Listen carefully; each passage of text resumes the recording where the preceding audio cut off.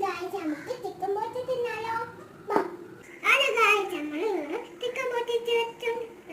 ഇത് ഇതാവേ നമുക്ക് മുളക് പൊടി ഇനി മസാല ഇട്ടോ.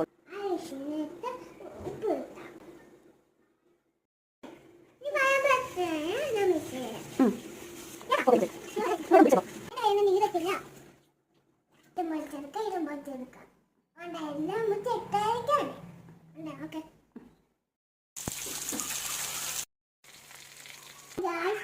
ചിക്കൻ റെഡിയായി.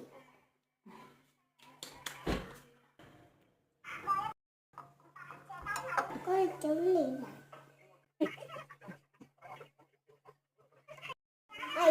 ചിക്കൻ റെഡിയായി.